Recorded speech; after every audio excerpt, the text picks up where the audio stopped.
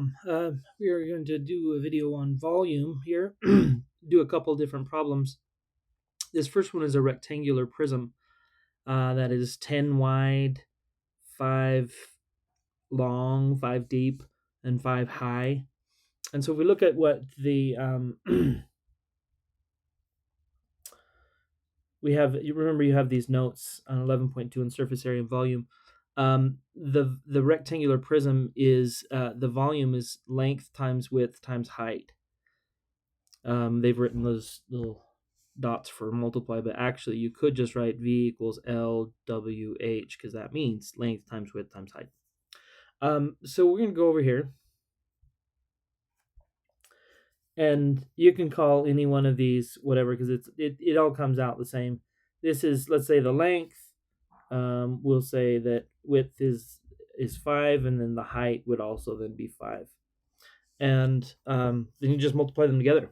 So if you've got the volume is 10 times 5 times 5. I know 5 times 5 is 25. And then times 10, that'd be 250. And this is unit. They didn't put meters or anything. They just put units. So this is units. But the important thing, when you're finding volume, this is now 3 dimensions. And so it's cubed. They're cubic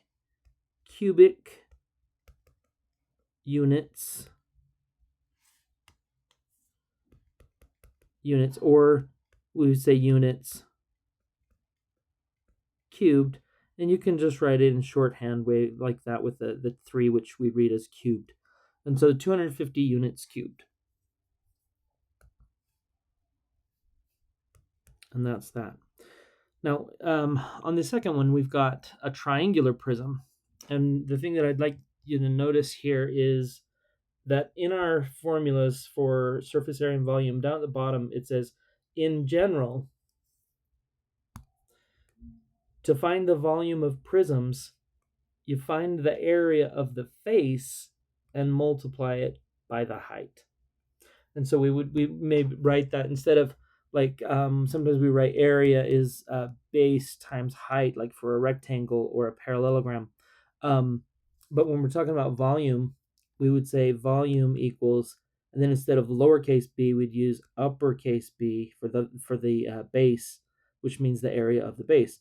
So if you take the area, that uppercase B is the area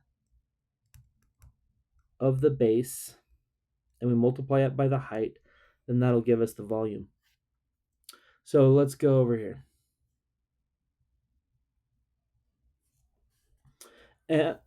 This base, the height is 3, and the base, I'm sorry, that is a triangle, and the height is 3 centimeters, and the length of the base is 8 centimeters, and the area of a triangle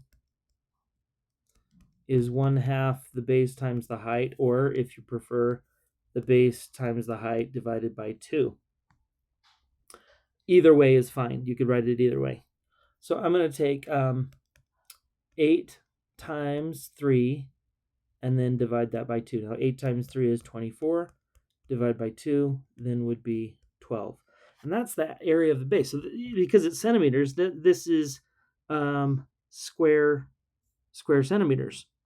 And that's the area of the triangle, but we could also call that capital B because it's the area of this base.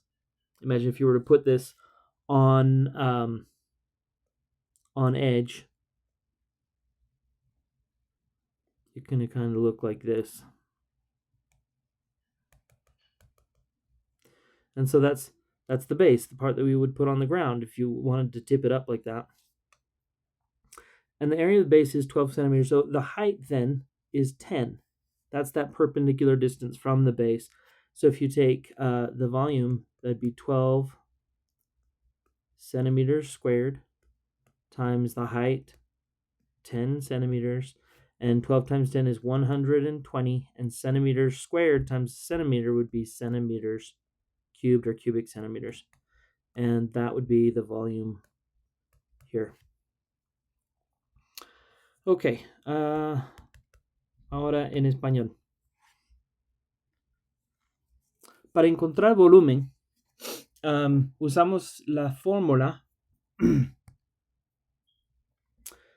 de una prisma rectangular, y la fórmula es que volumen es en inglés LWH, length, que es longitud, width, que es ancho, y height, que es la altura. Entonces multiplicamos esas tres dimensiones, 10, 5 y 5. 5 por 5 es 25, por 10, 225, y son unidades cúbicas. En inglés cubic units o units cubed, pero se usa el exponente 3 y se le lee cúbico. Entonces, 250 unidades cúbicas. Ahora, en la lista de las fórmulas, abajo, dice, en general, to find the volume, para encontrar el volumen of prisms, de prismas, you find the area of the face. Encuentras el área de la faz and multiply it by the height. Y lo multiplicas por la altura. Normalmente hablamos de el área de una figura como un rectángulo o el paralelogramo, y decimos base times height, base por altura, que base times height en inglés es altura, eso es H, y B, pero se usa B minúscula porque son distancias. Pero en volumen, a veces podrías escribirlo así como B mayúscula, y ese B mayúscula significa no una distancia, sino el área de la base, de esa faz que se refirió arriba. Y ese se multiplica por H, que es la altura de la figura, o esa distancia que es perpendicular a la base. Entonces, en esto podemos ver lo que hicimos aquí en amarillo. Esa faz es un triángulo, y es lo mismo en todo. Podría dibujar otro triángulo aquí, otro aquí, y todo eso también hay completamente al otro lado. Y